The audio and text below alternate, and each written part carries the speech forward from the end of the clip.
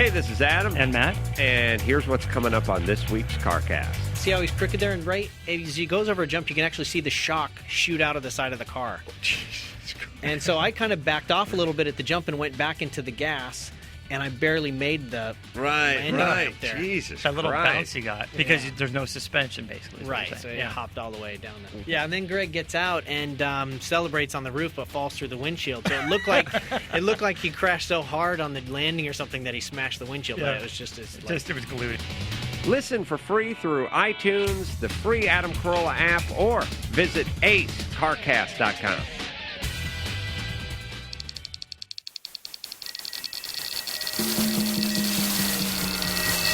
This is Corolla Digital.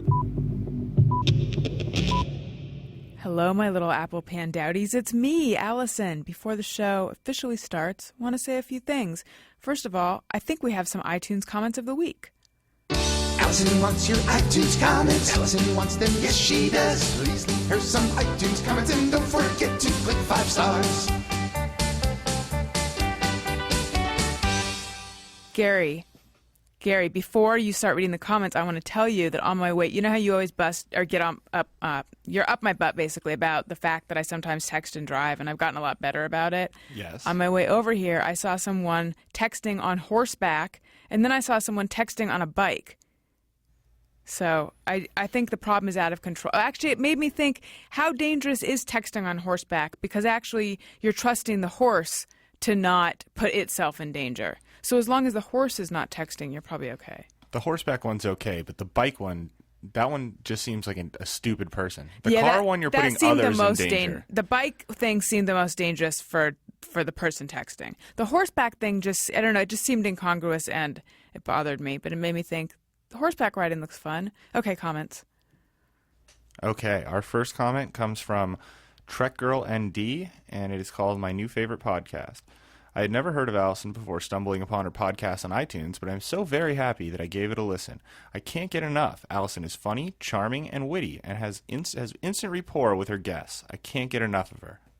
Thanks, outdoorsy lady. All right, and our next one comes from Dirty Derv, and it is titled My Best Friend. Hello, my little lemon drop. I've listened to this Hello. super duper podcast since day Thank one. you. I love when Allison gets stonewalled by her guests when asking an intrusive personal question, and then within seconds their guard is down and they are pouring juicy details about their lives out. I love it. I feel like I really get to know the guests more than other interviewers, and I learn more about Allison every week. Sometimes I learn things I wish I hadn't. Examples: boyfriend and the truck, or boyfriend with the gun. Extremely creepy. 5 stars all the way, Michael. Well, thanks, Michael. When do I get stonewalled by guests? Just kidding. I'm just pretending to focus on the negative part. I know that was actually a huge compliment. Thank you. Boyfriend with the truck, though. I don't know what that's. You don't. Okay. We are unclear what that's a reference to. Write in again, won't you? My little lemon drop. Okay. I think we have one more. One last iTunes comment of the week, and this one comes from Pizza Crust, and it's titled, Allison, Will You Be My Best Friend? Maybe. Hey, Allison. Ugh, this is so weird. I feel like I know you so well. Anyways. Thanks for really acting it out, Gary. Anyways, just want to chime in quickly and let you know how much I love the podcast. So much that I actually downloaded iTunes and created an Apple ID, yes, with credit card verification and all, just so I could express my appreciation for your work. I am a fan of Adam and his whole pirate ship thing, but I always thought that you were the true star of his podcast and wish you would get more airtime. Thank you. Well, lo and behold, I stumbled upon ARIYNBF, and my You're life welcome. is slightly closer to complete. I think it's almost scary how much I can relate when you were talking about your daily interactions, and I truly appreciate your genuine attitude towards everything. I also wanted to point out that I'm Death Squad, and that's in all caps with a hashtag, and want to let you know that you have a ton of Death Squad listeners. Thank you. I would love to take you out for a nice dinner at the Olive Garden sometimes, should you ever decide to leave your boyfriend or wanted to get down with some polyamory. Hit me up, Sugar. Can I call you Sugar? I'd rather not. Well, thank you so much for like 7/8 of that comment. And if you guys would... No, I'll say 8/8 because I don't know. I don't know in Death Squadese whether inviting someone out to Olive Garden is creepy or not. I guess it's not. So anyway, if you guys would like to have your comment read as comment of the week, then you know what you do. You just just find my podcast on iTunes and leave a 5-star comment, and that would be delightful. You can also email the show, ariynbf@adamcarolla.com. And also, perhaps you're thinking, I love this show. I mean, I hope you're thinking that. You're thinking, what can I do to help out the show? Well, in addition to leaving an iTunes comment, I actually want to tell you guys that one of my favorite sponsors, GoToMeeting, it would help the show out immensely if you would sign up for a free trial. And it would help your life out immensely because, hello, a free trial for 30 days of a great product. But I want to say, GoToMeeting, look at how great it is to sponsor my podcast. Look at all the people who are signing up for the free trial and who are convinced that this product is amazing. So it doesn't cost you anything. So, take a second and do that if you want. And that's visit gotomeeting.com, click on the Try It Free button, and enter the promo code Alison. Also, I need to say my guest for this episode is none other than Andrew WK. I love him. I'd had him on my show when I did the Ustream show in New York, and then now I had him on this podcast. And he's amazing, and he's interesting, and he is inspirational and motivational, and he is also quite scatological, which is why I would suggest don't nibble on anything. Maybe have some smelling salts handy. Actually, what are smelling salts, and do people use them anymore? I don't know. What I'm saying is this podcast gets kind of gross.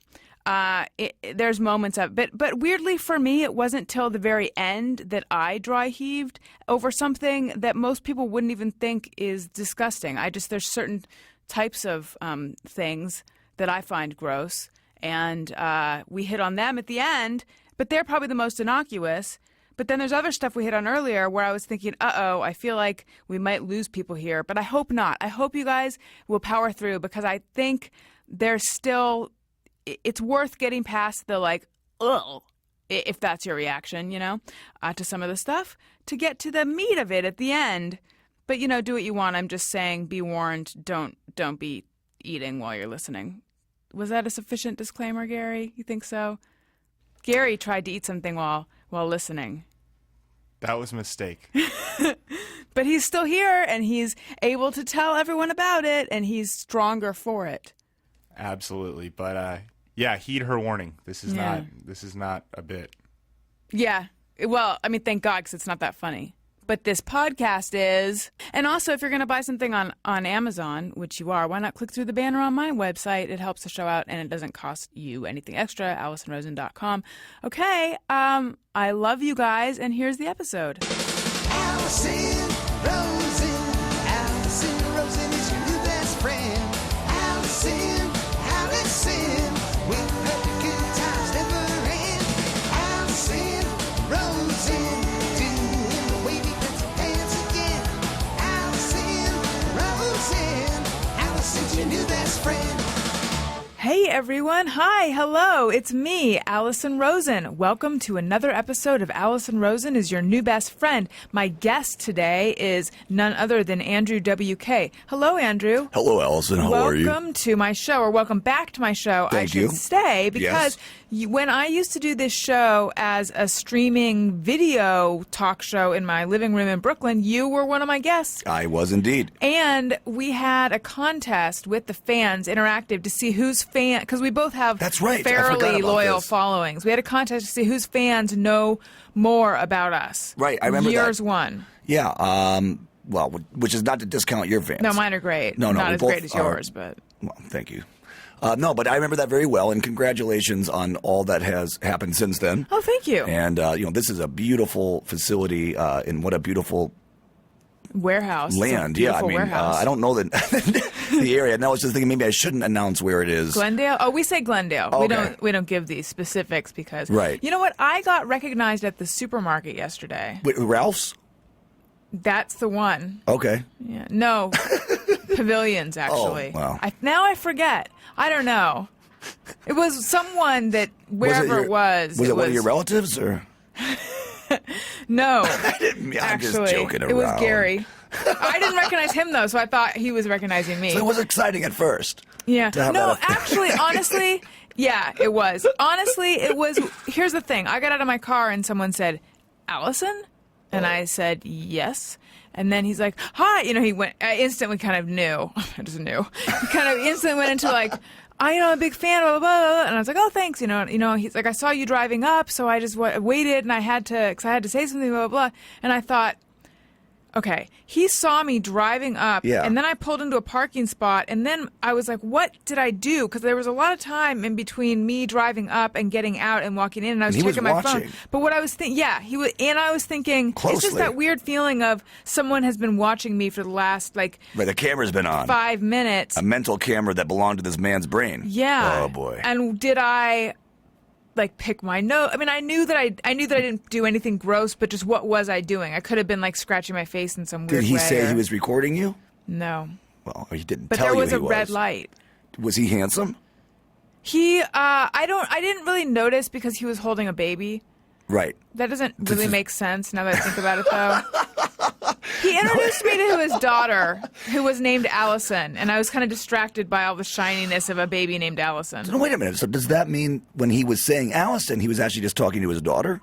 And that you've just misinterpreted the whole thing? He's like, oh, no, I was talking to you. I mean, at the end, he did scoop her up and say, "Let's get away from this weird lady." But I just thought that was a non sequitur. A reverse Fan Stalker, almost. Like you... Oh, no, I've been that person. I've been recognized at a party, and I've been the first time it ever happened. I'm sure the guy regretted it because I was like, "Can we take a photo?" And then I was hanging on him, not literally, but I was kind of very much more enamored of him than he was of me because he had made me feel special. With all due respect, Allison, I gotta go. I think your show's great. I'm not actually that big of a fan, but Are you sure? It's been Are great. you sure? Let me tell you more about what I'm doing. No, it's been great meeting you. I'm sure I'll see you again. Maybe watch your... Do you want a photo? What is it again? My autograph? What's the last name? Okay, you know what? Okay. Well, no, but that's exciting either way. And to see a daughter with the same name, I think that's a good omen. I think that was a synchronicity that you could interpret as a good omen. I'm trying to find something positive from this story. For you or for me? Mostly for the guy that's hopefully listening, if he is a super fan. I know, yeah. He's going to be pumped. Yeah, I know. I don't think I said anything bad about it. But you're saying that if you are seeing someone, man or woman, and they have a baby, then automatically they're I either... don't look at their face. That's what I said, but I don't think that's true. I think I just didn't really take in what he looked like, I guess. Okay. He had dark hair, and he didn't seem threatening. A brunette. He was a brunette. Okay. Yeah. Yes. That's right. So, Andrew WK, two things. All right. One, I've noticed that you've been pouring water into your coffee. You've been diluting your coffee. It was too hot. Okay. It was just way, way, way too hot. I do like it hot because it's better that way, I guess. That's how people drink it, except for iced. I like iced coffee too, but I wanted to drink it right away, and when I put my lips up to the liquid, they became burned. So I figured the easiest thing to do would be to put something that isn't so hot into it, swirl it around, and you know what? It's the perfect temperature now. It's smart. Pea warm, I think 98 degrees. Nice. Yeah, see, I'm able to cut the heat of the coffee with milk when I am drinking coffee. Refrigerated milk. That's right. Okay. Yeah, you know what? And I don't like when you're at a schmancy restaurant and they give you warmed milk. I always wondered about that, even at a coffee shop. Yeah. Is it because they're going through so much that it's okay if it sits out for... Oh, right. Yeah, I don't know about that. It just and then what's with the creamers? They're in a sealed container. Yeah. But they're not refrigerated. And it says on it that it's 100% cream. I think, it's just oil and whatever, that non-dairy creamer. Right. But it's not. How does that work? How can they not refrigerate dairy? Well, one time, and I've never told this story. Uh-oh. Here we go. Oh, boy. One time, I was at Starbucks. Okay. Poured some milk in my coffee. Sure. And the milk had turned. What do you mean turned? It was rotten. It was bad. It was cottage cheese. It tasted like, a little cheesy. Yeah. It's sour. Yeah. So, basically, is that what cheese is? It's just rotten milk? I feel like there's more to cheese than just rotten milk. They put bacteria in it, don't they? Yeah, it's rotten milk plus bacteria. I don't know. Any cheeseologists What's around yogurt? here? Well, I know yogurt is bacteria, right? Yeah. I don't think anything is truly just like milk that is just rotten. Like here, if you leave milk out for a while, I don't think you're going to get... Sick. No, you might get that. I don't think you're going to get like a nice blue cheese. Oh, I see. Right, because or blue a cheese... nice yogurt. That's a perfect example. It has mold in it. You can see it. Yes. And it tastes fantastic. Yes. If you like It blue doesn't smell cheese. so great though. Well, what about Limburger? You know what? Limburger to me is just a punchline. I've never actually been around that cheese. It is. It's that cartoon cheese. Yeah. It's what is this? Is it a feet kind of scent? you have no. I mean, it really is. feel I've like I haven't smelled a lived. lot of things, including my own body, and this outdoes even that. But the reason that cheese smells like feet or vice versa is because it's essentially the same bacteria. That is true. disgusting. You can look that up. That is verified science. The cheese smell and your foot smell, like toe jam. When I clean my toenails a lot, and With what? My fingers. It smells awful. Mm-hmm. And I wash my hands after. It still doesn't go away because the bacteria is so thick. So then you can just say, "Oh, I was just eating a Limburger sandwich." That's why I always with keep my feet. a piece of Limburger in my pocket.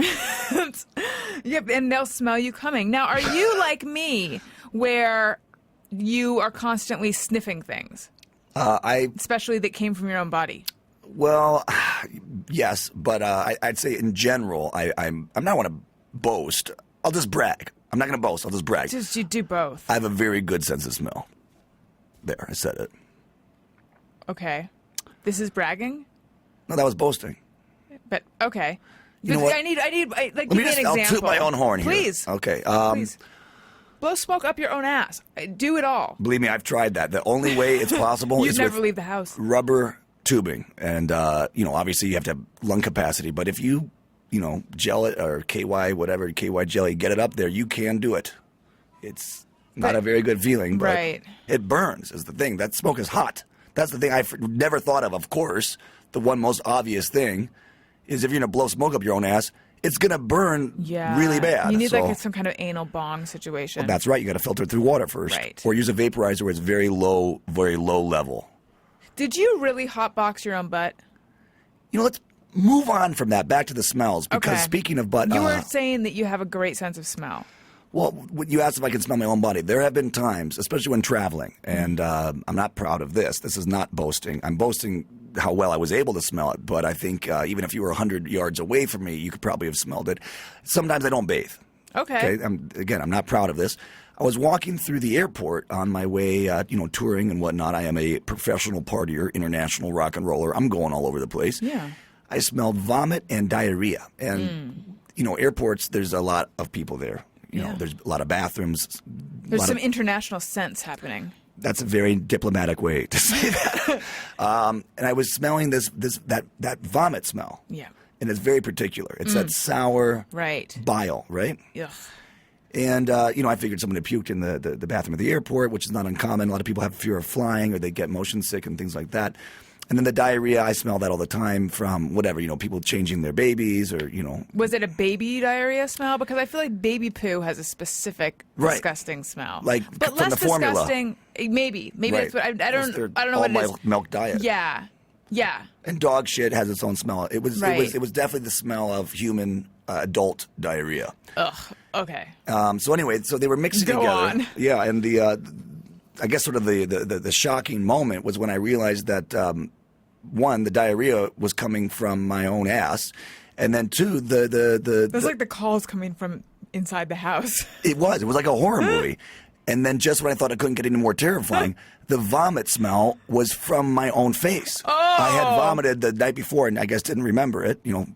I'm glad I lived. But that acid is very powerful. Pungent, yeah. It's soaked into my face hair, my skin, and I think even maybe some up inside your nostril. And that is as close to the source for smell as you can That get. can happen. You can. I mean, sometimes awful. when you're really throwing up, like really heaving, it'll start coming out your nose. That's true. That's and then your whole face is burning, and then you just want to die.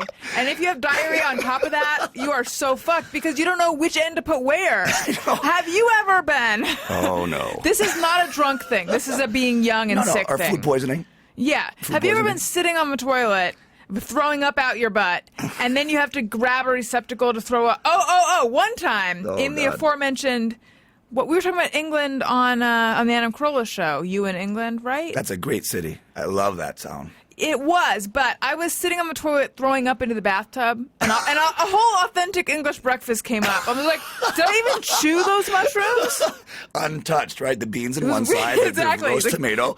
Bangers, mash, blood sausage. I didn't actually eat blood sausage. That grosses me out for some reason. For some reason, that grosses me out. But then, but meat doesn't. Or even It's talking weird. about this doesn't.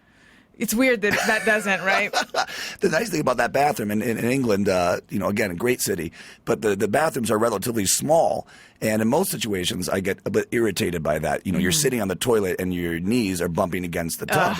But yes, in I this hate situation, that. for you, It was good. It was a blessing. It really was. But yeah, I have that same claustrophobia, like the doorknobs getting in bed with me feeling. I don't like that. yeah, you can't. You have to step all the way in order to shut the door. Like you're kind of in your own way. I feel like we are spoiled by hotel rooms in this country. Yeah, I agree. But not New York, actually. Wait, New York what? hotel rooms are pretty small, I find. They're more European style. It depends. It depends. It is New Amsterdam after all, so maybe they were influenced. It depends where you go.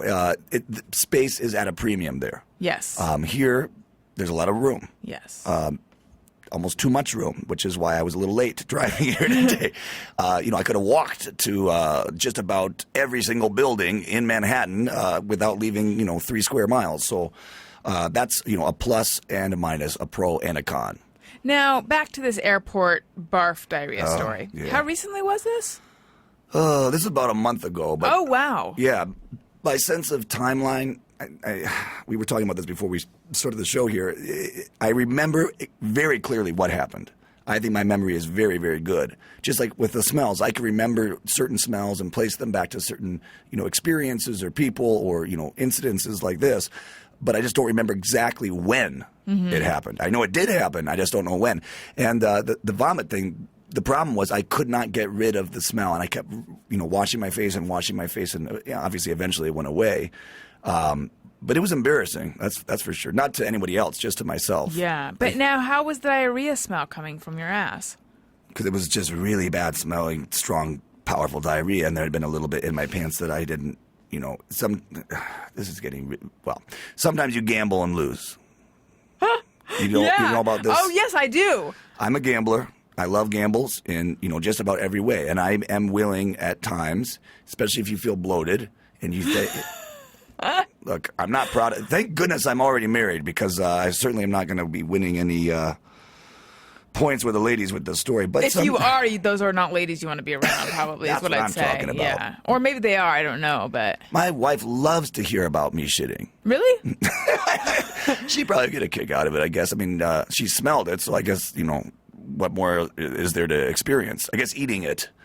But, you save that for the 3rd, 4th decade in your marriage, I think, when you're still trying to... Yeah, when you're trying to spice things up at literally. all costs. Right, Yeah, right. spice up the flavor Right. of... So you gambled and you lost. You crapped out, literally. I was touching cloth with what I thought was gas.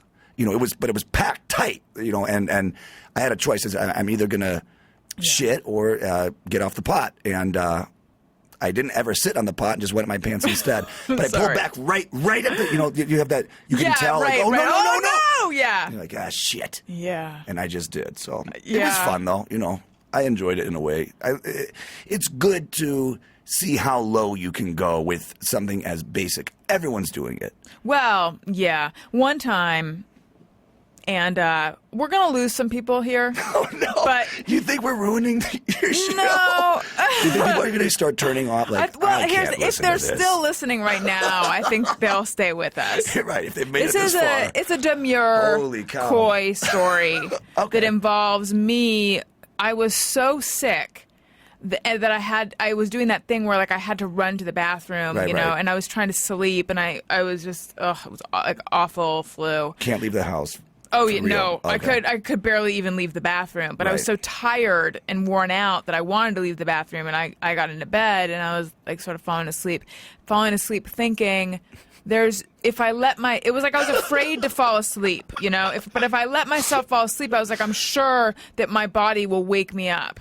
You'd hope so, right? What woke me up was, oh no! So I literally shit the bed, Right. just a tiny bit. So then I grabbed my nightgown and I ran to the Hobbled. bathroom, and I remember holding my nightgown around my waist, going, no, no, no, no, no, no, no, no, no. And then I just remember But had it calling. stopped? Do you seize? Yeah. You stop the flow. Yes, Or but enough enough to get to the bathroom. Okay. You know, but I mean, I did not dilly dally. Using your nightgown as a diaper at that point. No, I was using it more like a security blanket. No, there was nothing. I don't think there was anything. I was holding it up because I didn't know what was happening. Let's just say that there was nothing.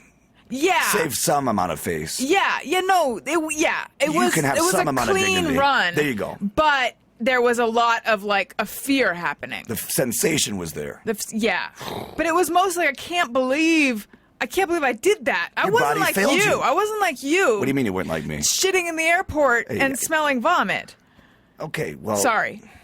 No, it's true. It did happen to me. I have no response to that. That happened. You're right. And you know what? I'm a lady. You made it. I had. You made it to the bathroom. And then what? Oh, well, I made it to the bathroom after having not made it to the bathroom. I shit in the bed. Just a little you bit. Did shit Just in a the tiny bit. A tiny bit. Thank you, Gary. You know what? That makes it all okay. The similar situation, and then maybe we should. Yeah, move on to I'm something. fine. I'll talk about this for my whole life, and I normally do. I usually stop talking when we do things like an interview. I usually talk about Otherwise, farts more than actual shit, I must say. This is a nice departure. It's more. There's more substance to this kind of thing than. Yeah, literally. Well, anyway, there's been times when I've gambled, right? I'm Yeah. taking let's me grab me to a gamble. Let's see what happens, and I'm like, oh, whoops, I lost. But then, so I go to the bathroom, and I can feel like this is going to be a mess. And there's that moment when you're taking your pants The reveal. down, and you're like, what's this going to look like? And you see nothing. You're like, oh, The phantom. it was fine. Yeah. There was nothing there. And then you end up going, and then it's time to wipe. And you realize that just because it didn't get on the fabric on your underwear doesn't mean it didn't get all over your ass. And I'll tell you what, the width, the imprint, That's it's like when a you're Rorschach suddenly aware test. of the distance between your butthole and your underwear. Whereas before, you'd never given it a lot of thought. You think it's skin tight. You think, it's touch. I'm Right. wearing underwear. What else could get possibly There's closer? like a lot of corridor or median, if you will, on Depending the road. on your individual body, everyone's bodies are different. But it seems Yeah. like there's a good at least half-inch of open space where you can actually shit your pants and not. Yeah, I've done it. it's amazing. It's awesome. Now, but what kind of underwear do you wear? Because I don't think everyone has that luxury. Boxer briefs or none. I tried wearing boxer proper ones, cotton. Tighty whities? No, well, I used to wear those. Just boxers. The Boxer non-brief- briefs. Oh, okay. You know what I'm talking about. You tried wearing boxer briefs, is that what you mean? Or you tried wearing boxers? First, I wore briefs. Okay. Then I tried wearing boxers. The problem was they were made of silk, and that was just Oh, too exciting. yeah. And then I wore the boxer briefs. That's Yeah. Yes, they're cloth. Okay. And they're not tighty whities. yeah, but it's still a stretchy material. Yes. Right, because that's what I need. I need to be contained and squished and sort of held down. I'm amazed at anybody some who can wear underwear with restraint. Yeah. Supplemental restraint. I'm, boxers do seem comfortable. I have a lot of friends that don't wear any underwear. They say that's the best. But again, I don't like that idea of when I'm having these accidents with diarrhea of it just going right onto my pants. Because I'm wearing really nice Levi's 501 white jeans. Oh, yeah. Okay, here's one more story. This is really Please. quick. Make it long. I don't care. I'll make it as long as I can without embarrassing myself any. Well, no, I'll just embarrass myself. That ship sailed. We were playing the Ozfest. Now, this is a very, great, legendary heavy metal rock and roll festival tour. And the bands, there's a lot of bands playing every day, and you sort of switch the time you play on different stages occasionally, I guess, to keep it interesting and give yourself a different opportunity to play in front of different crowds. So you're never playing the same exact time every day. It's changing. So anyway, it was our chance to play this day. Where was it? It might have been in California, and we were playing on the main stage. Early in the day, of course, but the same stage that Ozzy was going to play, 4 hours later. And they have a huge, big LED video screen, and that is exciting. Great 3-camera shoot, even though they're not recording it, just for that crowd that might be sitting out in picnic blankets way in the back. And I tend to, move around as much as I can and headbang and exert myself. And I exerted myself with a big jump kick, sort of at the crescendo grand finale of this one song. And right as I hit sort of the high point in the air, there was a You know, which has happened before, but this time it wasn't gas; it was solid. Oh. And I was like, wow, this, and it was a lot. It was a lot. I could just tell. It was already, almost trickling down the leg, that style. So I think what's going to happen, of course, I immediately realized I'm wearing my traditional white outfit. For those that can't see me, I always wear white jeans and a white T-shirt.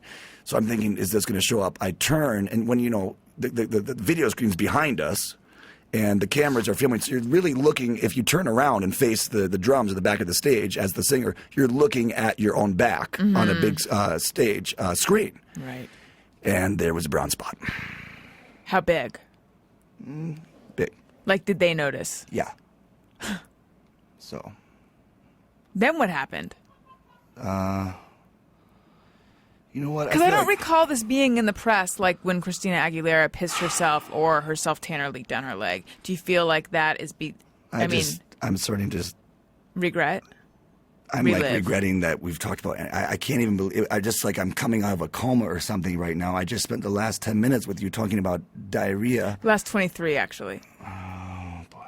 People love this. It makes them feel better about their own, like, there's probably someone who's like, I was making out with a girl and I burped.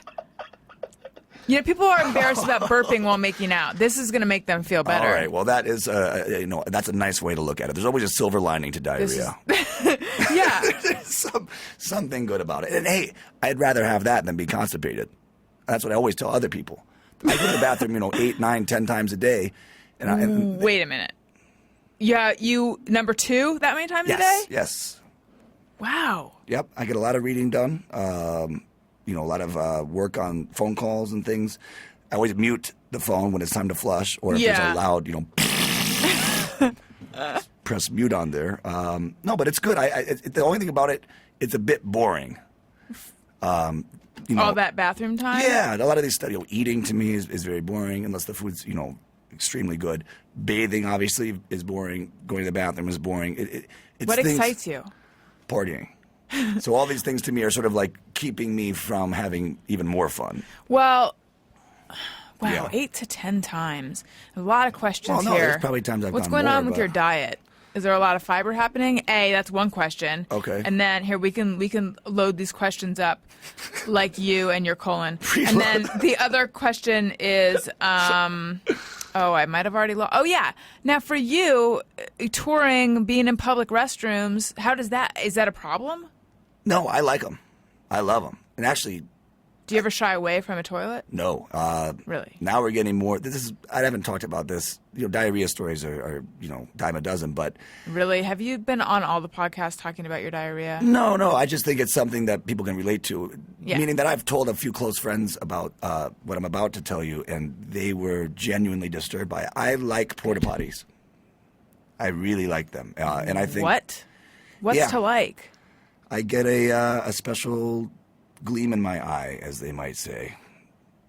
There's something about the smell and the heat, on these summer festivals. That's all we have.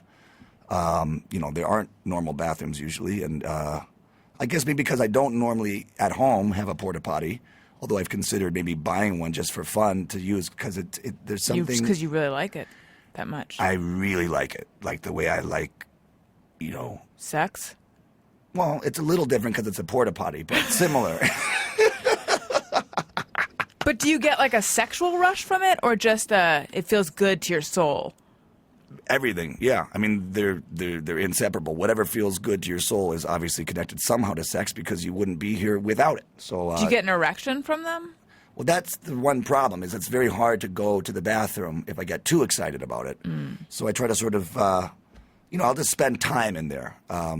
And take care of myself and have those nice moments and just enjoy the atmosphere, the heat, the sweat. It's like it's sort of like a sauna, but a bit saltier and a different kind of smell. I think it's like a steam room. But I know I'm not the only one out there. There's got to be someone else I feel there. like Jim Norton probably likes that as well. He is yes, he's an advanced man. So it takes one to know one. I didn't realize you were that way. Well, this actually brings me. I'm very, very, very cool. Okay. Yeah, I wasn't joking. No, I know. You know, are cool. And so is Jim Norton. So Yeah. All right, I've got a lot of questions. All right. I'm gonna start with an easier one. The white Getup. Yes. When and why did that start? that started primarily because I was trying to come up with an outfit that would be easy to wear, that I didn't have to worry about maintaining in terms of, it's not like a sequin suit that needs to be dry cleaned, things like that. Easily replaceable while traveling. I've never not been able to find a white T-shirt. The jeans have been a bit harder, but Levi's has been very kind. They've sent me over, at this point, I have literally 100 pairs of them in a storage space. That's nice. They've been very kind. I used to buy them. Are they free? Do they send them to you for free? Now they have been sending them to me for free. Wow. And then the main thing, I guess, is I wanted something consistent that would show up well on a black stage. Because in case you haven't noticed, even like right here, in show business, because of the lighting, I guess, or just, you want to put the focus, when have you ever seen a concert where the whole stage was white? It's usually... Never, ever. Okay, good. Because if there was, then I would have to wear black at that show. Yeah, exactly. So anyway, I just figured this: if I'm going to be doing these dance moves and partying and having diarrhea, why not show it? And white is the best to show. Have you ever had a second thought, though, when you're like, I just spilled all over myself, or I just crapped my pants, or anything like that? No, not like normally. I hardly ever wear white. I'm wearing white now. It looks good. Thank you. I hardly ever do it, though. Thank you. See, Gary's nodding. Usually, I just wear dark colors. I just. It's for your people preference. for people who are listening, Andrew was gesturing towards the large, industrial curtains that say Adam Carolla Show in this room. Against them, you can't even see my hair. It's just a face floating, floating face. It's like a green screen in that way. Yeah, the Cheshire Cat. But yeah, so I've recently added a white shirt to my wardrobe To pop. To well, pop off. But yeah, also just because I was tired of always wearing dark colors, it's a ongoing thing. I've also added some brightly colored shirts to my wardrobe, which I still feel weird about wearing, but sometimes I wear them. But anyway, That's a bit extreme. Yeah, I know. I have a yellow one. One step at a time. I don't know. But I am liking the white, but I am always afraid I'm going to spill on it. You're liking the white butt. I like white butts too. I actually like all colored butts, asses. Do you ever look at a garbanzo bean and think, it looks like a tiny butt? That's the chickpea? Yeah. It's a tiny butt. Like a peach. Yes. It's like a miniature peach. Yes. That's true. I never did think about that. Now you will. I like hummus. Just ground up tiny butts. And now when I eat hummus, I will think about, all right, well, that'll be appetizing in a way. I can customize that in my brain in some fashion. Do something with that. So, are you ever worried about spilling on yourself? No, again, I've set this all up in a way that's making it, completely easy to ignore hygiene, ignore stains. Right. I'm a professional partier, so those are all hard-won party scars in a way. If your clothes are dirty, you must be doing something right when it comes to partying. Now, you know what? I'm remembering that you wrote a tweet that was one of my favorite tweets, and I favorited it long time ago. That did not even sound like English. A long time ago. The language is changing thanks to these computers, right? Yeah. And it was something about, party tip for today, think of everyone as an over... but it wasn't A pejorative. giant baby? Yes. Who just wants to be loved or something? Yeah. That was good. Well, thank you for remembering it at all. That is a good one. I was thinking about ways that I could not have frustration with people, especially if they're being difficult. And I don't mean more personal interactions, more like traveling and someone is maybe being inconsiderate or rude or whatever, or some person checking into the airport is, just being difficult. Yeah. And I thought, you know what? All they really are is just a giant old baby. And I don't mean like a baby because they're immature. I mean that somewhere deep down inside there, I think I finally understood what people talk about when they say the inner child. It's still there. Yeah. It's the same person. And the person who's being difficult or who's being an asshole, that they are a child who did you say who wants to be? Yeah, who wants to be loved? Yeah. Who wouldn't want to be? Right. I mean, I've met a couple and they were pretty intense people, but I think 93%. But it's an asshole is just an adult expression of a tantrum, I think. That's a very good way to look at it. And hopefully that should allow us to have more compassion and more understanding, or at least more patience, or at least try to imagine them being like a chubby baby, because babies are very appealing to me. Do you like babies? Oh, yeah. Okay. I like babies. I have a few friends that don't. It's very hard for me to relate to that. Not that. Do you think that's an overcompensation? Like, what do you think that is? Because they're being all tough. Oh Yeah. man, that's what I kind of thought at first. Maybe they like dogs, they like cats, animals, cute animals. I don't know. I have some friends, like my guitar player Eric, who loves babies, and he's the only person. Like, if I'm walking on the street and we're hanging out, and a baby goes by in a stroller, I'll point it out and say something, because they're just appealing. It's not even that they're cute; they're funny, they're everything. It's just a good vibe. Makes me feel good. And he loves the babies too. And he has a son, and his son has just had a son, so now he's a grandfather. Actually, his son plays in our band too. We have a father and son. That's cool. That's headbanging crazy. duo. How old are these people? The father's 99, so he's getting I don't know, like in their 30s, 40s, or 20s, somewhere around there.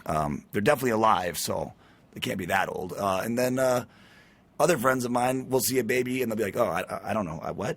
And I was like, "You didn't see that kid running down the street? It's hilarious." They're like, I don't know, man. I don't like babies. I don't like kids. I don't get that. It is. I feel like maybe they weren't loved when they were babies. I hope it's not that dark. And for anyone out there that's listening, and please don't take offense. I'm not criticizing your dislike. Hatred of babies. I'm just remarking and am intrigued by it. Yeah. Well, see, I've said before, though, that I think ducklings and puppies are cuter than babies sometimes. But but that's because ducklings are super fucking cute. Babies are too, but I mean, but like, what's the cutest thing you think of all? If you had to have one, like they were going to say, we're going to cancel everything that's cute except this one thing, which one would you pick? A duckling, really? I think I'd pick a puppy. A puppy. Yeah. What type? Labrador? I don't think I can choose one type. I think. And you don't have to. Thank you. This is called the joy of being alive and getting to like stuff. We don't have to pick favorites. And I'm glad that you said that, because that's what I always feel. People say, what's your favorite album? What's your favorite song? What's your favorite movie? What's your favorite food? What's your favorite place? What's your favorite city? I happen to have a lot of favorites. Yeah. And it's fine. It's very stressful to have to just pick one. It really is. It really is. Yeah. See, I've known a lot of people who enjoy making year-end lists. Sure. And It's I worked at a entertaining. number of magazines Of where I would course. have to do it, but I never really liked doing it. It was always stressful because it it's is. too many little decisions, and I don't know. I'm not into that. Ordering Yeah. is soothing in a way, because you're organized. There's too much, right? The world does have too much, not just stuff like movies and albums, but just things to attract too your much attention. stimulation, Yeah. right? It's too much input. So there is a soothing quality in a way to trying to organize that. We have to do it even with our own brains just to, exist to some degree, move through this reality.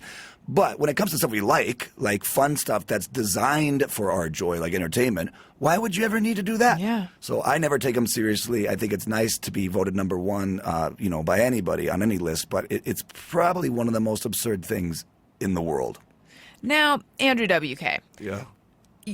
your whole thing. This question is going to sound insulting, but I don't mean it to be insulting. I'm hearing it. I'm hearing it before it comes out of my mouth, and I'm realizing it's. Please take this. Yeah, what I'm about to say is not going to feel good.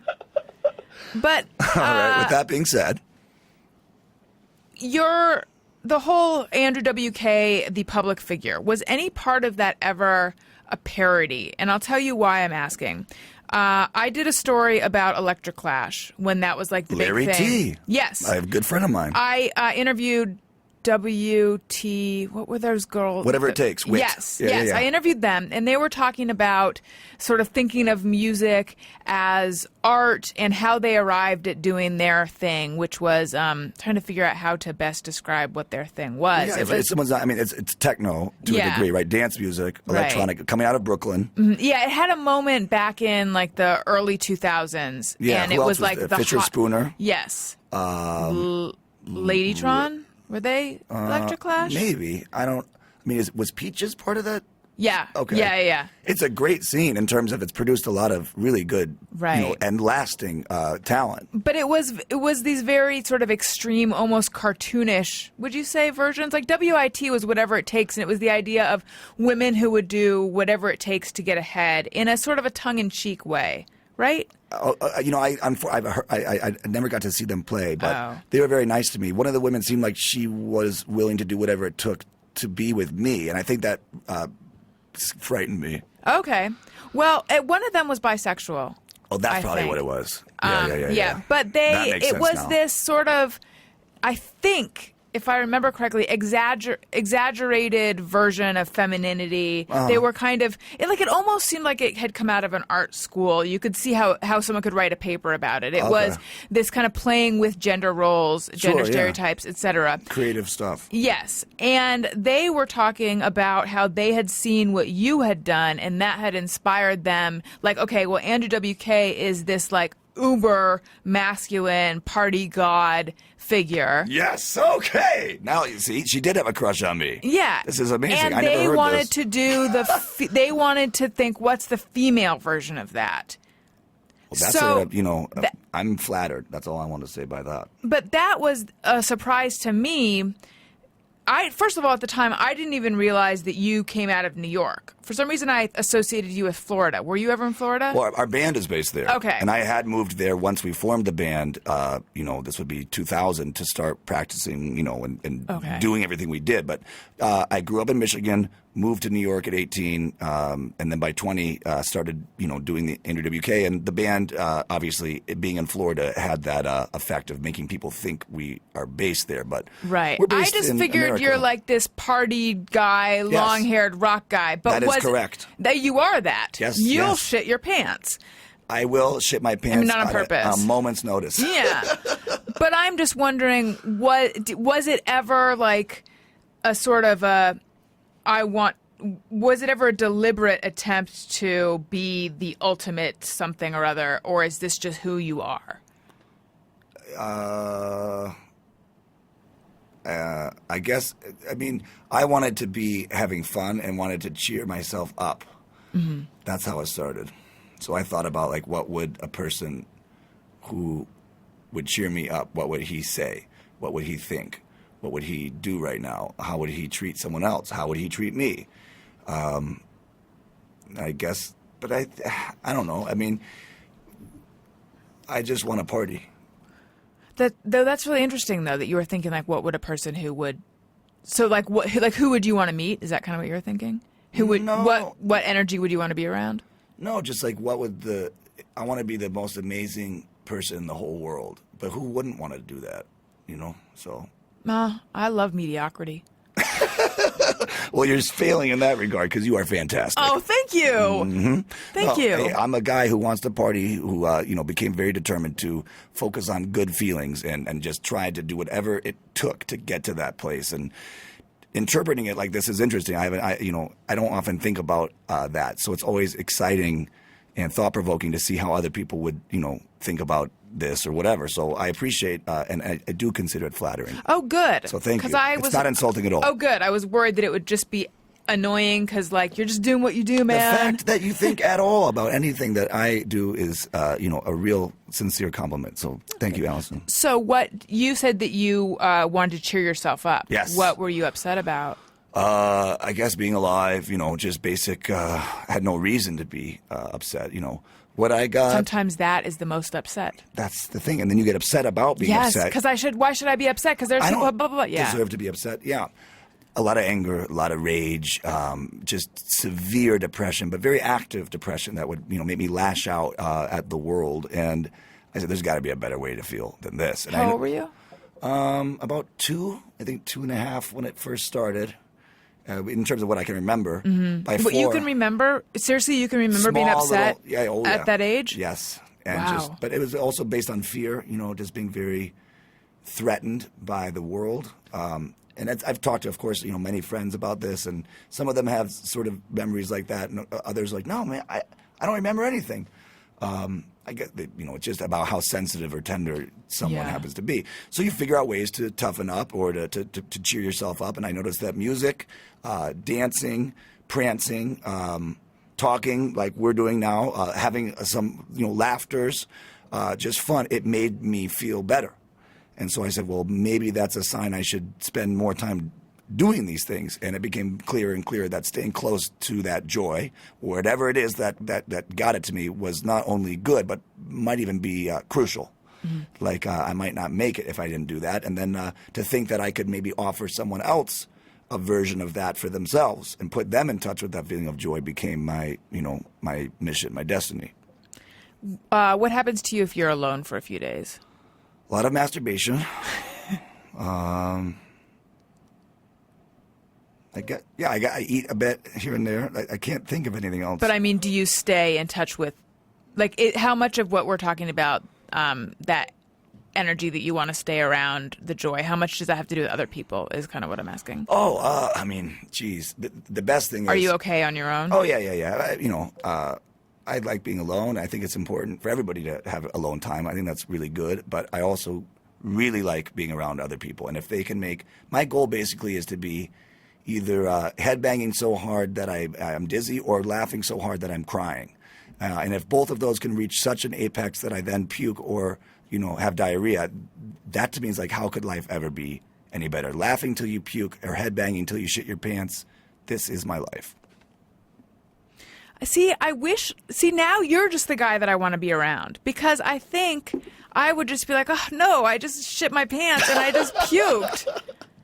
It's hard for me to keep in mind. Actually, I was just talking about this with someone recently. It's hard for me to keep in mind that life is pretty brief. Even if you live a long time, it goes quick. And what's the big fucking deal? And just try to enjoy every moment of it, because it's not going to last that long. I agree.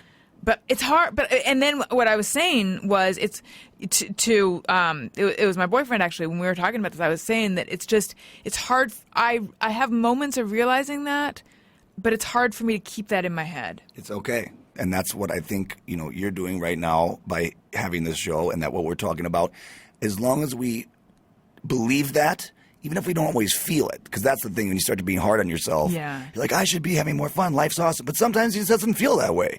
As long as you still believe it and you keep working towards it, you never give up. You never throw in the towel completely. It's fantastic to fathom, all emotions. They're all there. Being alive is a positive experience by the very fact that you're here. Mm-hmm. If you weren't here, that would be, a negative, a void. But you are here, so it's inherently positive. So with all of it, and I think what you said, it's like, it's absurd. The whole experience is this crazy, weird thing. No one has any idea what's going on, so why not have some laughs? Don't lighten up, tighten up.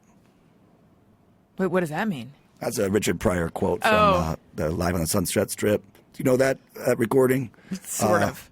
Well, he's, the best, as good an entertainer and certainly a comedian as anyone has ever offered, or the gods have offered us. And he has a character named Mudbone, which is sort of a storytelling character based on, I think, a combination probably of a lot of real people that he encountered as a child.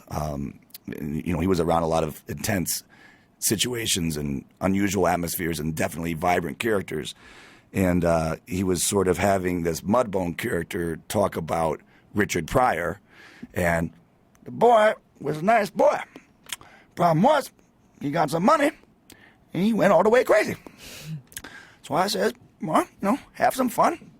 Life is short, but don't lighten up, tighten up.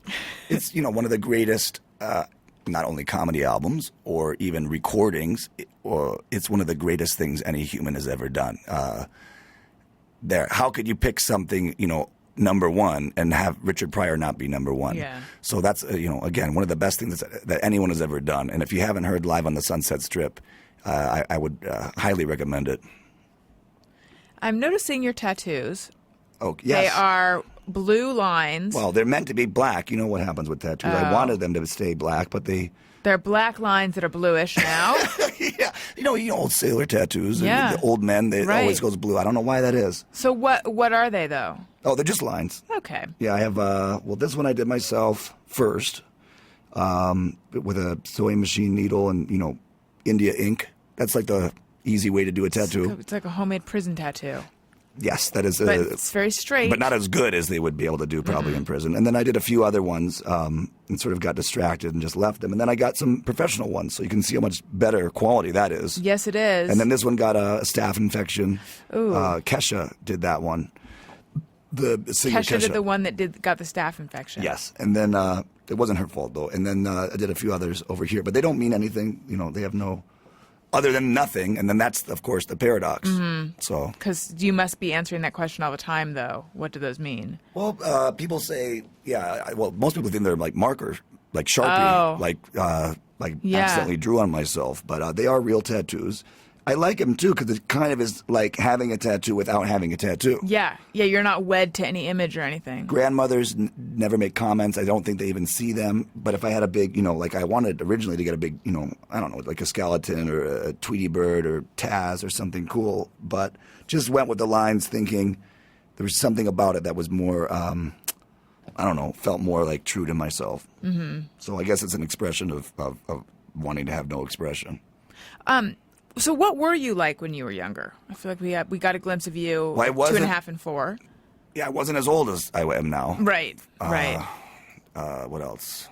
You look awfully young, though. And you are young, but you look even younger than you are, I think.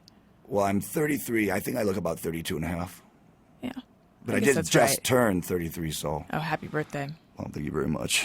That was one of the things that from our fan off, your fans knew your birthday more than mine knew mine. That's right. My birthday's often mistaken as May 5th, but it's in fact May 10th. So. Oh, yeah, I'm May 11th. Okay, we talked about this. Yes, we did. All right. And we share a fan. I don't know what happened to him. We shared a fan. I haven't heard from him lately. One fan that we happen to share. Gee whiz. Well, and he was so excited when he found out you were going to be on my show, and he was like, here's the thing that you have to do. Andrew WK loves sweets, particularly chocolate and peanut butter. Yes, I remember this. And I remember I went out, I was like, okay. I remember I had a moment with myself. I'm like, how far am I going to go based on what this guy says? And I don't even know if it's true. I'm going to go as far as Trader Joe's. That's and then far I enough. bought some like chocolate and peanut butter things, but then you didn't want any, which is totally okay.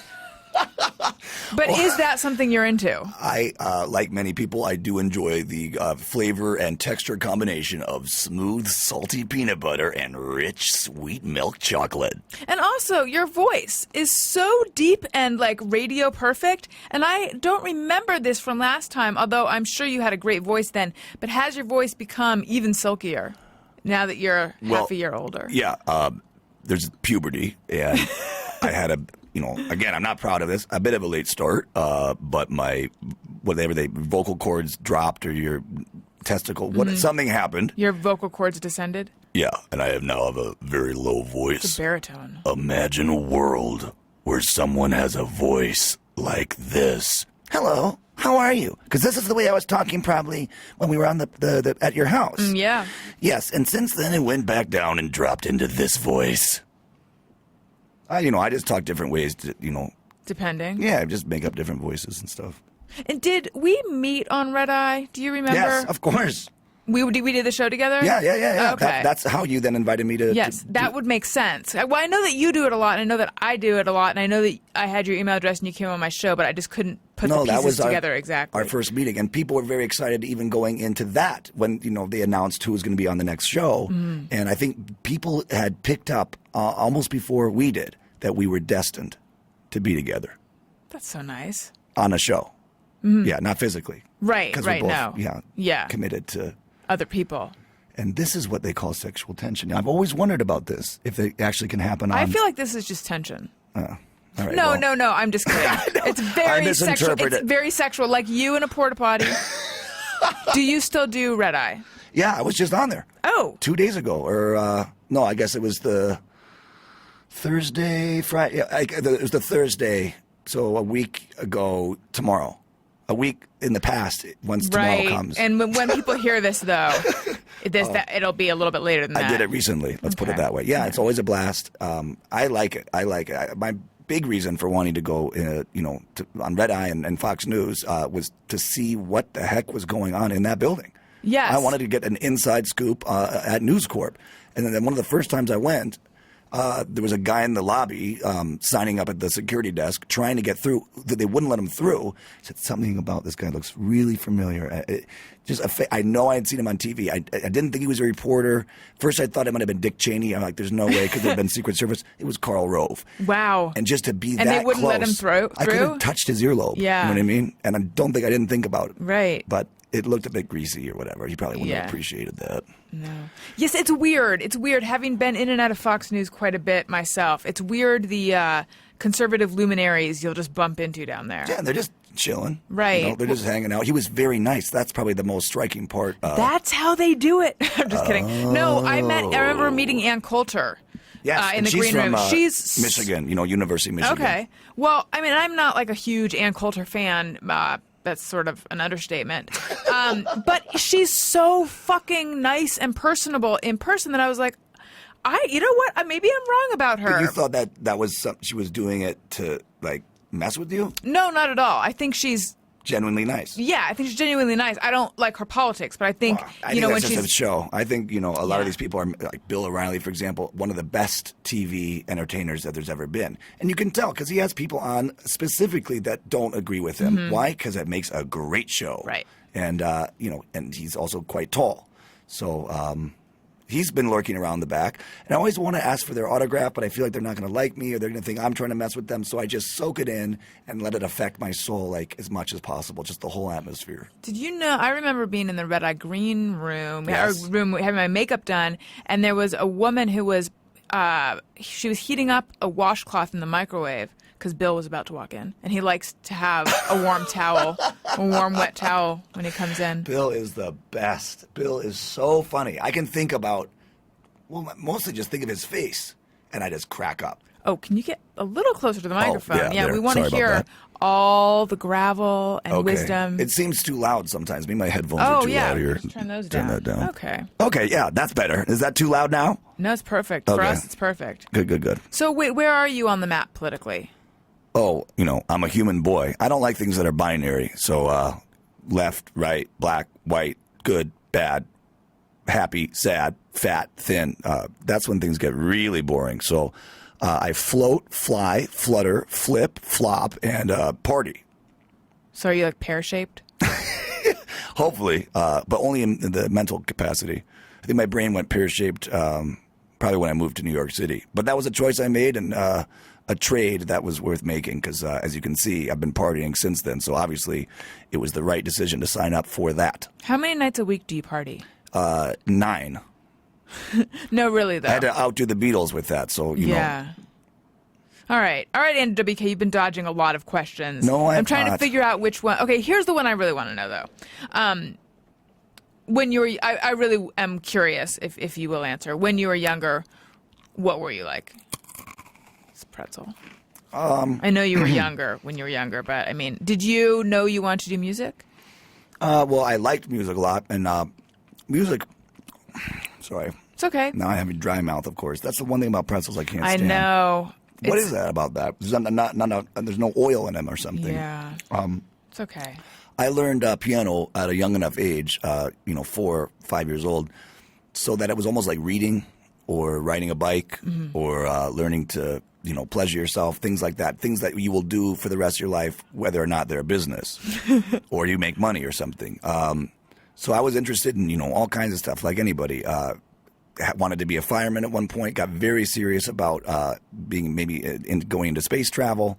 And then probably by high school, was thinking maybe painting would be more fun because I always liked that.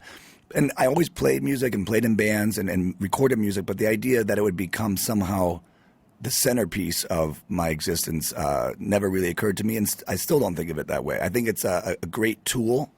I think it's a means to an end, to a feeling. And that's my whole goal. I want to get to that feeling of complete physical euphoria. And music, it just so happens, is one of the most powerful and effective ways to get there. And you are a motivational speaker? I speak and hope to motivate people, yeah. Where do you Like speak? now. I feel motivated. Okay, good. Thank you. The next one, actually, depending on when people hear this, the most recent one will have been I'll be doing a lecture at a My Little Pony convention. Really? Yes, it's in Ohio. For bronies? Well, bronies will be in attendance. There will also be female fans, I would imagine. What are they called, I wonder? Just Female girls. bronies. Yeah. There'll be families. It's a family-friendly event, and I'll be speaking about partying, of course. At a My Little Pony convention. Yes. Wow. Well, also for Friendship is Magic, which is the most recent incarnation of the My Little Pony franchise. But there's been cartoons on, of course. Friendship is magic. I feel like I need to get in on that. you'll- I'm a best friend. That I think you would love the whole thing. And there's one pony in particular called Pinkie Pie that is the most party of all the ponies, in my opinion. And a lot of people agree. And so Sure, people were you're telling right. me about that pony for a long time. And Other places I've spoken at, Yale twice, Harvard, Carnegie Mellon, New York University. I can't believe that. It's That's crazy. so cool. It is, because I'm talking about partying, and there's like real people there, you know. But I mean, how do you define partying? Having fun. Okay. Yeah, doing what you enjoy doing and being aware that you're doing it. Basically celebrating Like what being makes... so being in the moment and experiencing joy. Yeah, but just being thankful and then expressing that in an active way.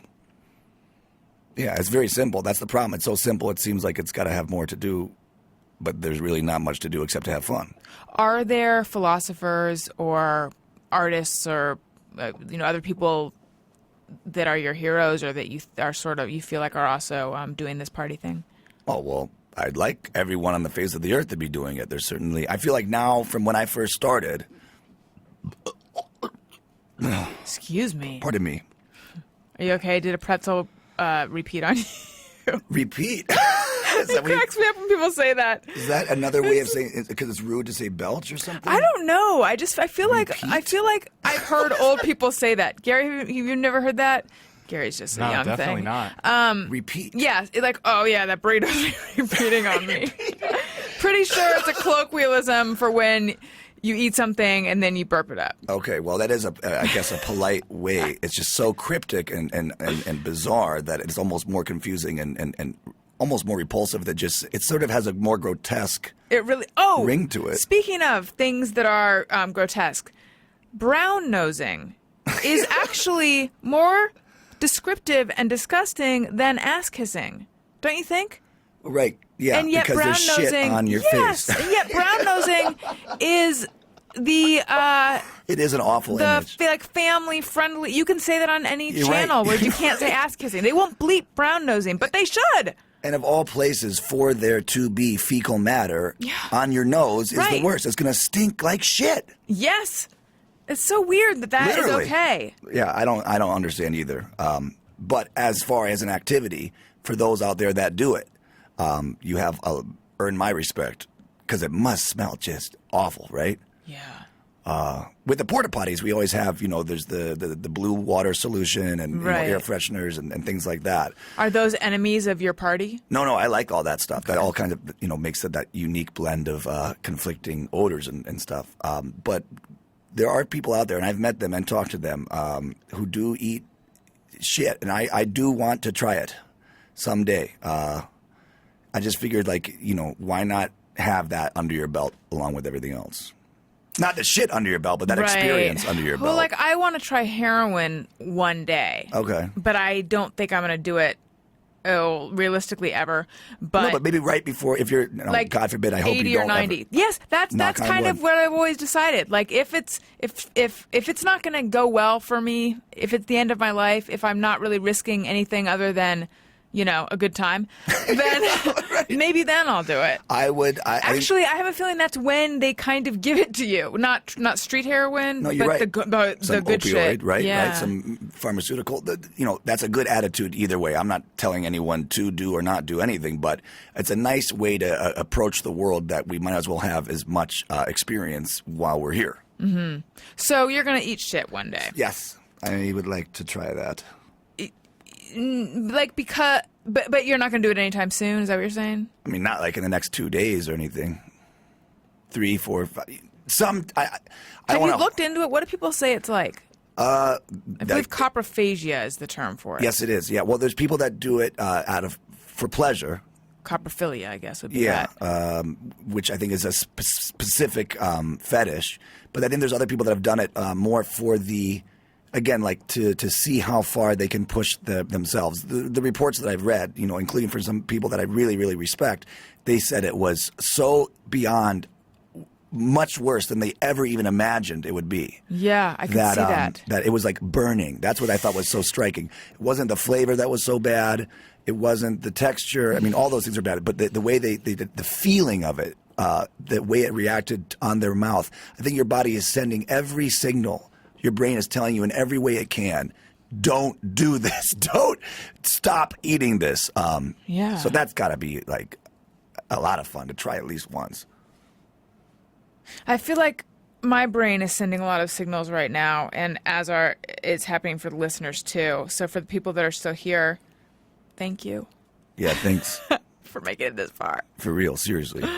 Now, all right, would you cannibalize, or I mean, would you eat human? Well, this is a very good comparison. That Thank you. It's not my first time. It is actually. That involves hurting someone, you know.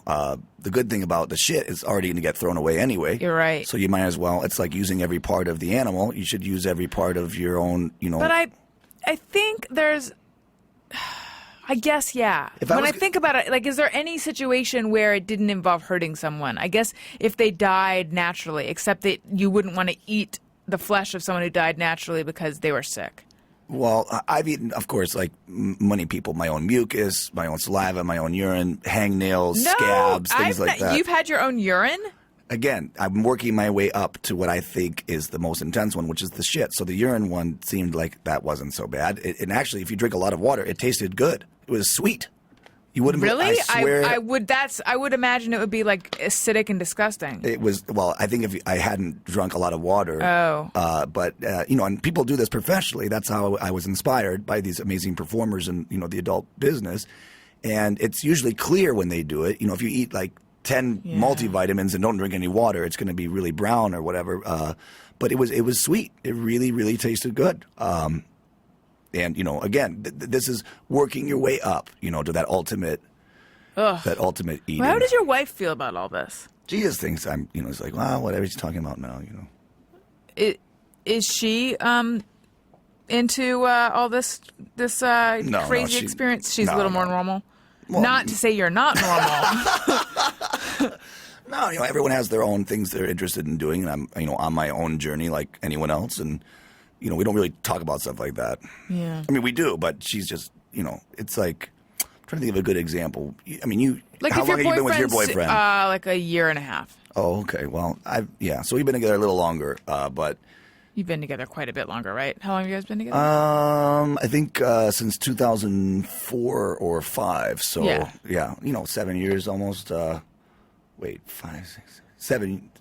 years, yeah. Mm-hmm. You know, that's actually, we did talk about this kind of stuff, and she didn't bat an eye. She's unflappable with it. And I did date other girls that it really upset them to talk about that kind of stuff. So I knew I had a winner when I could express to her, you know, in real earnestness, my lifelong dream to someday eat shit. Mm-hmm. You as a keeper. That's when you take home. Yeah. And that's obviously what she thought about me when I told her that. She's like, right. This is the guy. Yeah. No, she's got a good, you know, very, very good attitude. And she's a musician, right? Sherry Lilly. Yeah, that's how we met. Through our heavy metal singing teacher. I had been looking for a hype woman to join my rock band.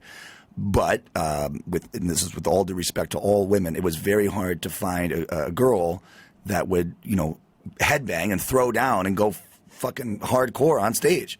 What do you attribute that to? She was born to do it. She's an athlete. You know, she's very strong. She's very, but more than anything else, in terms of physicality or you know, her natural gifts with her body, it's her attitude. She just is completely, talk about a born partier. She's in the moment and excited to not be dead, and that's the most important thing when it comes to partying. That's so great. There are some people who make you wish you were dead. Well, that is a good one to not marry, I think, or have as a hype woman in your band. But she makes her own dance music as well. SherryLilly.com. CHERIE. LILY. I think it is time to do some Just Me or Everyone, and I think it'll be interesting to do this segment with you, Andrew, because you're weird. Sometimes I ponder on something I have thought or done. Is it just me or everyone? So these are things that, and I was actually doing this segment on the show that you were on. I don't know if we actually ever did them, but this segment has been around since then. Okay. People send me things that they do or think where they wonder, is it just me or everyone? And then we say whether we also do them. And when I called you weird earlier, I meant that in a loving way. Thank you. Okay, I mean uninhibited. Okay, J. Chilkotva says, that's not probably how she pronounces her name. she feels pressured, and she gives in to buying expensive hair stuff at the salon, even though it doesn't work because she can't insult the stylist. I have definitely done that. However, it was less that I felt pressured than that when I'm in their expensive salon, it's like I'm in the tent and I am drinking the Kool-Aid and I'm thinking, maybe, you know what? Maybe what I need is this $45 styling gel. Maybe this is standing between me and great hair. You're under their spell. Yeah, exactly. You're under their spell. Spellbound. So every now and then I do that. What about you? What's your regimen? I haven't gone to a salon for a haircut, or like I haven't even washed my own hair at home in at least like 3 months. So that I can't relate to quite as much. But what I can relate to is being pressured in certain kinds of professional situations where there's an expert who is going to tell you how to do whatever they're doing and do better. So oh, yeah. I think about I'm it. so susceptible to that. Yeah, like at the shoe store. They'll say, now, if you get these insoles, they're going to make that shoe, you know, and while you're at it, there's a pair of socks. And the guy's just spent 10 minutes and here's putting the my spray shoe to clean that. Yeah. Special if Yeah. you want to keep Odor. it. Yeah. And I meant like a suede cleaner or something. Oh, right, like a Scotch Guard or something. Yeah. You know, and it's more, I probably wouldn't buy this stuff, but because he's just literally spent the last 15 minutes, you know, putting a shoe on my foot and going back and forth to get the right size and lacing up my own shoe, it's all very embarrassing and humiliating. So the least I can do is spend an additional $80 on socks, insoles, spray, and deodorizer. Well, that's very nice. Oh, thank you. But then do you regret it? Of course, yeah. I am taking a photo of you. No, there's no regrets when you're partying. You just throw all the stuff out as soon as you get out of the store. Okay. Diabolic Dave says, is it just me or everyone that says shut up to a song on the car radio before changing the station? I'm trying to think if I do that. Like out loud? It sounds like he does it out loud. Address the song. Yeah. Huh. Have you done? I don't think I actually say it, but sometimes I'll think, oh, hell no. And then I'll turn it. You know, if it's a song that, like, I really don't want in my head. Mentally you say it. Yeah. Okay. I don't think I actually say it out loud. Do you? I don't talk to myself out loud. I have constant conversations in my head with myself. But I have something close to this. Okay. And it actually happened on the way here. oh, good. I'm driving. I'm using the GPS. As much as I've spent a lot of time in, you know, Los Angeles, I still really like to have those directions.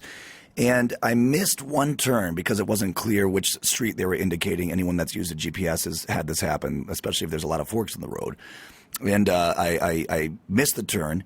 And I figured, I'll just have me circle back. It'll be a 2-minute thing. Mm-hmm. All of a sudden, the estimated time of arrival jumped 15 minutes. I hate when that happens. So I almost began, it was the most extreme version of this experience because I've had this happen before.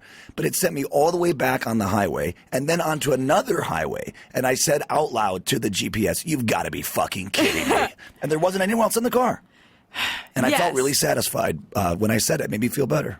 I think there's something going on with GPS and getting to this studio because you're not the first person. It's because they keep moving the exit off the freeway or something. I don't know what's going on. There's a weird road where it says... It says to go right, but you have to go left, actually, or something. Well, there's a sign that says the name of the road, and then it says turn on this road, and it's looking like they mean this one. I say it can't be this one because it's not the same name. We're not going to tell people exactly where we are. So. No. The intersection of Adam and Corolla. Yes. That's close enough. Okay. What else we got? Let's see. Eric Paulini says, panic at the ticket window at the movie theater and forget what movie you planned on seeing. Yes, I always do that. And everyone's shaking their head. I have that. I mean, panic is a little strong, but distress. No, I am always like, and then I have to look up. Sort of like ordering at a menu, I have to double check what it says on the menu. Okay, well, I could relate to that. There's so many people around. You don't want to miss the beginning of the movie. This is what they're describing. No, it's not really that. It's more, oh my gosh, I'm having an interaction with a human being. Ugh. Yeah, it's just suddenly forgetting what. It's not panic. It's just when you go up, like you're waiting in line and you're not thinking about it, and then you go up to buy the ticket. It's like pure and you confusion. Forget the name. Just pure state of your brain stops. It's a brain fart. The closest your brain repeats on you. The only thing I could think about would, maybe be like you've been waiting in line to go to the bathroom, and then you forgot. Once you're in there, you forgot. Like, do I have to shit? Do I have to piss? Do I have to puke? Did I just come here to wash my hands? So then you do all of the above, and go back out, you know. But Does that happen to you often? Because only if the line's really long. And then, of course, there's also, having pee fright, stage fright for urination. I've had that. But I haven't had this happen with a movie ticket window. This is different. a lot of times I will go to Google and forget what I wanted to search. Yes. I think everyone has that. That's a good one. I love that feeling. Okay. L. Hart UCLA says, I do not like to share earbuds. I like the way the knot is capitalized. Yeah, I know. Thought this was universal, but my boss keeps asking to borrow mine, so now I'm wondering, just me? I'm having deja vu, and I'm wondering if we did this one already. I don't think we did, though. That's the weird thing because Earwax. yes, it's sort of like earplugs. Like what's one use only? That thick, sticky, orange, sweet. Well, it depends on, some people have flaky earwax. I have very thick, dark orange paste. It's almost like, now it's happened. You know that Rose's lip balm or whatever? Yes. Like that you get the little tin? It's like that I will never use that again now. Whoops. Oh, sorry. No, it's okay. Go ahead. I'm just kidding. It's okay. Go ahead. No, and I, like a lot of kids or whatever, I would eat my earwax like as a, like eating boogers or whatever. I know you're not supposed to do it and all that, but I noticed when I would share not earbuds, but even regular headphones like we're wearing now, there'd be so much earwax, or because I was picking at it, it would be around on my ear. Yeah. And it's not so much that people could see it, they could smell it. Oh, my word. That's amazing. So you can take that and go to the bank. Okay. Alrighty. Ryan C843. If I see a car broken down on the side of the road that's the same make and model as mine, I get nervous that mine is next. I don't think I do that. No, never. The only thing I could think is, and it's more of a sort of a psychedelic experience. I'm driving down the road, I see a car that looks the same model as mine, broken down, and then I realize I am in that car, and I just watched myself drive by in a perfectly working one, and we've swapped places. And believe me, you do not want to have that happen more than 3 or 4 times a week. It's very, very stressful, sort of like a mental psychotic breakdown. Okay. I'm not sure I followed that because I've had the thing where I've seen someone who was in my car who looks like me drive by, and for a second I think it's me. Okay, well, like it's a very weird, like it's like a very like that sound. Do you watch Law and Order? You know that jing sound? It's sort of a an existential jing Yeah, I'm of like crisis, existential panic. Yeah, existential dread or identity crisis because it's weird. Like I've never actually seen myself driving my own car, but I have an awareness that it's like a slow and then a sudden fast. Like we were talking about the pneumatic terror. door. Yes, a terror because like, oh, that's me. It's a very like David Lynch kind of thing. He's definitely explored that. But boy. yeah, but but it's not broken down. It's just suddenly thinking I see myself. It's like you're in a train, looking out the window at all these houses and wondering these people's lives, and there's their yard, and what do they think of me? And then you imagine, what would it be like if I was a kid in the house looking at me in the train, wondering what it's like to look at him? Mm-hmm. Maybe it's not like that at all. Well, anyway, let's move on here. There's some other good ones. It'd be like if you're in the train going by and you look in the house and you see a kid and you think you're the kid. And then it turns out that you actually are. That's okay. Yeah, that's when it gets really intense. And You've had that, though? A few times, yes, and it's not pleasant. And you're talking about on psychedelics. You've had that, though? No, that can recreate it. No, this is more, if you you feel you've actually seen yourself.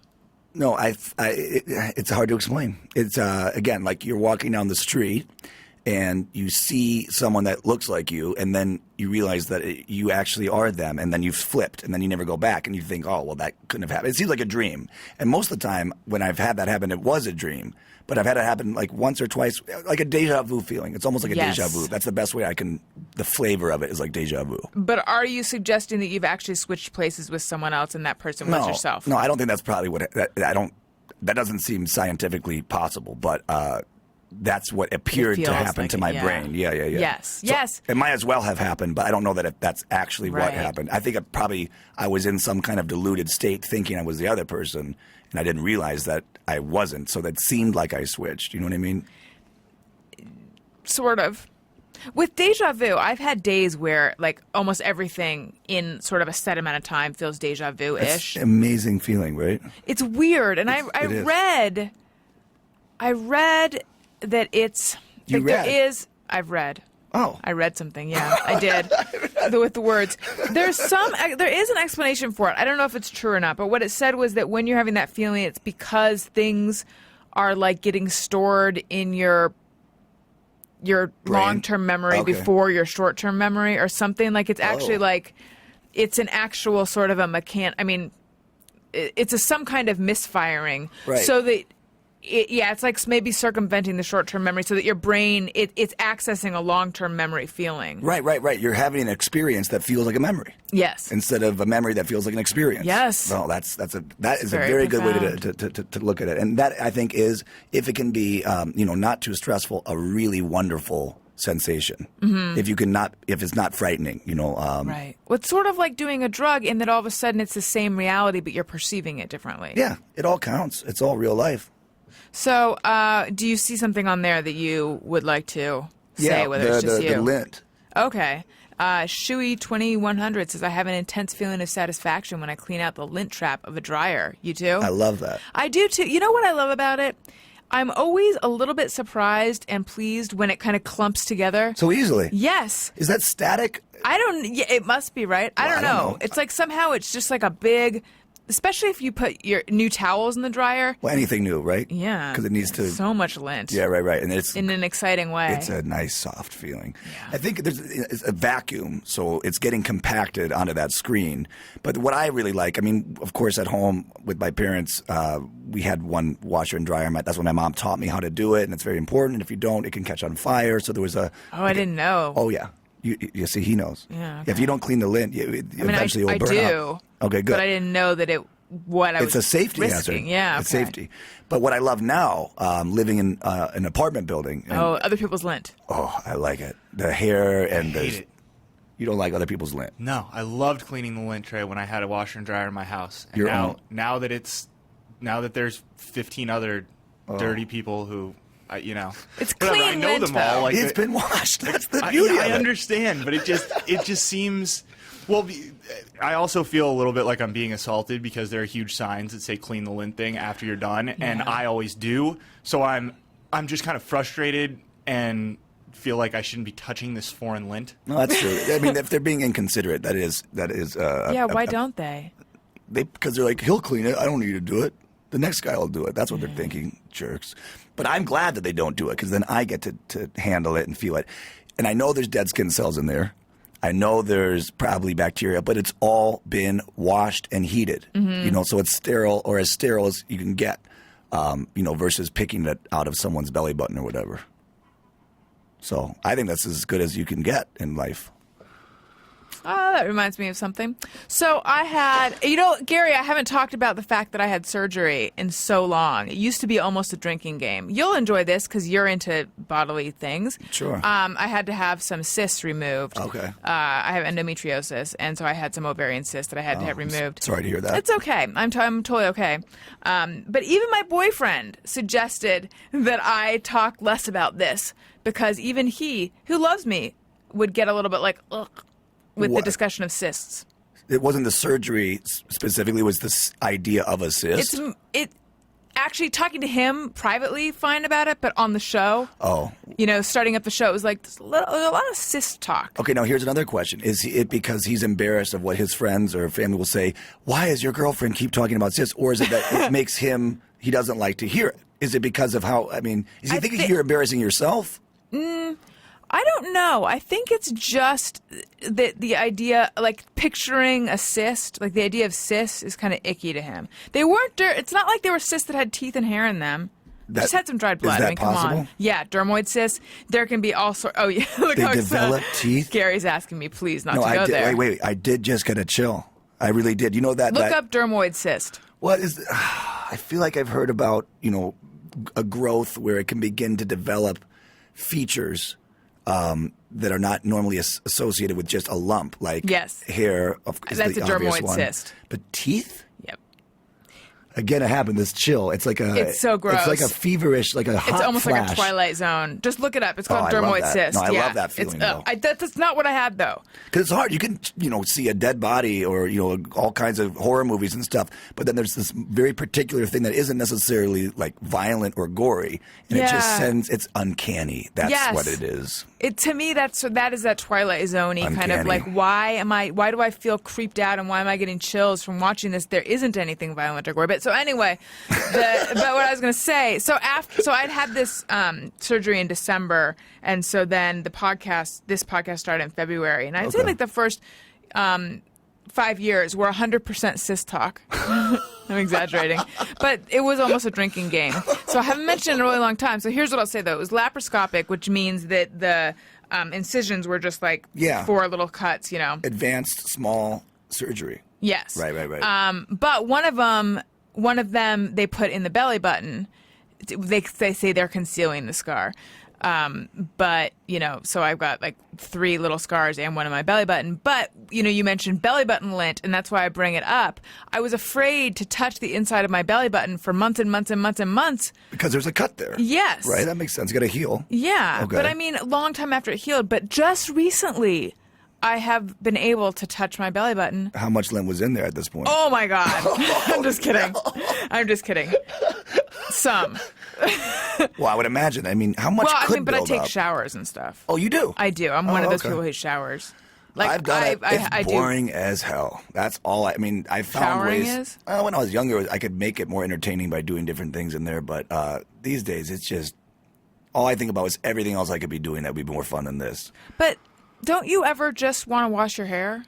No, that's one of the because that takes the longest. It does, but if I wash my hair more than the stylist would recommend, I wash it almost every day. I They know say that's not to. I know, but I just want You to. like it. You like it. I don't like like the it. feeling of clean hair. I just don't. I don't like it in there. I don't like it. Gets really hot. I've taken sometimes cold showers, then it's too cold. I don't know. It's obviously something an issue I have right now, and I'm going to get over it or not. But the good thing is, if you put on enough cologne and deodorant and stuff, most people can't tell. Most people can't tell that you haven't showered, or bathed at all. Right. I'm just saying you don't. Adam is also a fan of the non-bathing. I think I remember him mentioning that. But years ago. I would feel icky. To your own self. Yeah, but you know what? Then again, there's more things on my body that are being shaved. So that sounds More wrong. Things on my body. Do they have teeth? Wow. No, that's not what I'm saying. What I'm saying is, if I shave my legs and then, I can't even imagine a scenario where I don't shower for days, but if there was one, I'm like, how smooth my legs are right. to me is an indication of how clean I am, even though I know that's not what that is. No, plus if you're going to shave your leg, which I do appreciate and like, and I do shave mine as well. Mm-hmm. But, if you're going to do that, you might as well take a shower because it's going to be, you can do it in the sink. I never have though, but yeah. Yeah, well, that's what Right. believe me, I have because I don't want to get all the way into the shower. I'm just going to shave my leg here in the sink, wash it off. But at that point, why not just take a shower? You're halfway there, or at least 1/4, depending. I just shave my calves. One thing I thought of, and I've tried, and I do recommend, and this was a party tip, you can make showering more fun in very simple, novel ways. Wear sunglasses in the shower. Doesn't that just make it more challenging? It's dark. It's like, how sometimes just sleeping on the floor instead of on your bed, the whole room looks different. Yes. Or you sleep upside down on the bed. Yes, I've done that. So, all of a sudden you're able to sleep if you can't sleep the other way. And that doesn't make any sense, but it's true, right? It's really weird. Change of perspective, a change of view. It lasted. Like I almost took 4 showers that way, and then that got boring. So, but try it. If you've never taken a shower with sunglasses, I do recommend it. I'm going to shower upside down. I don't know how, but I'm going to do it. Be careful though, because water's going to trickle You're up right. your nose. You're right. I would actually suffocate if the drainage wasn't happening properly. Well, Andrew WK, thank you so much. Oh. This has been delightful. Thank you, Allison. Anything else anything you want to mention or let people know? They can follow you on Twitter at Andrew WK. That's right. They can find you on the internet at, do you have a website? Yeah, AndrewWK.com. Okay. And you're about to release the 10th anniversary of I Get Wet. Just came out. It just came out. Yeah, so, bonus discs, special tracks, liner notes, first album celebrating 10 years. But I really, really enjoyed this. And I didn't think I would. So that's a nice surprise. I'm kidding. Of course I knew I would. Oh, my God. Gary, we're not releasing this one. I'm joking. No, I know. You can edit that out. No, it was... Please. If we're editing anything out, It should be it's the whole going to be a lot of other stuff. No, but really, I think that this is awesome. Congratulations on all thank you. your success. And thank you for making for- the big move. It's a big deal. I know Thank that's not you. easy. So well done. And this was, you're awesome. Thank Well, it's you, neat. Alison. It's neat for me to be able to have someone who was in my living room in Brooklyn, That's and then what I'm now in saying. this studio here. It's so cool. Thank you. You're This has welcome. been Thank you. fun, and I want to thank the listeners for making it this far. I know that we probably tried some of your delicate sensibilities, but I appreciate it. And you can follow me on Twitter at Alison Rosen. You can follow the show's Twitter feed at ARIYNBF. If you would like to email the show, perhaps to say too much poop talk, that would be ARIYNBF at adamcarolla.com. And are you going to buy something on Amazon? Of course you are, because Amazon has everything that you could possibly want to buy. So if you're going to do that, why not click through the banner on my website, AlisonRosen.com. It does not cost you anything extra, and it helps out the show. I love you guys, and I will see you next week. Bye. That was a sad kind of bye. Bye. With a great pause, though. Because, people are just like, is that it? I know. Like, she didn't say bye. All right, bye. Hey, do you know about the Alison Rosen show? We had a good time, but now we gotta go. Thank you for choosing the Alison Rosen show. Alison Rosen is your new best friend. That's right, that's right. Those good times don't seem to end. That's right, that's right. Alison Rosen is your new best friend.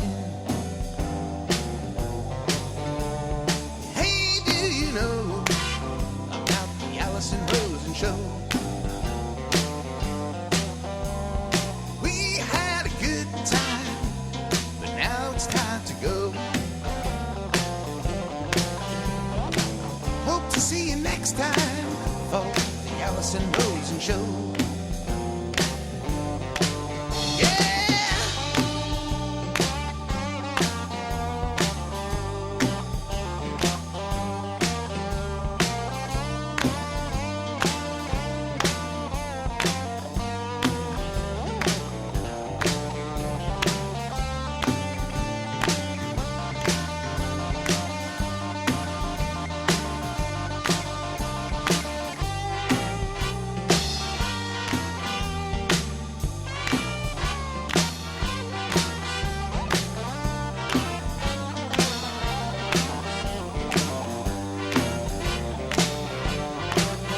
Yeah, Alison Rosen is your new best friend.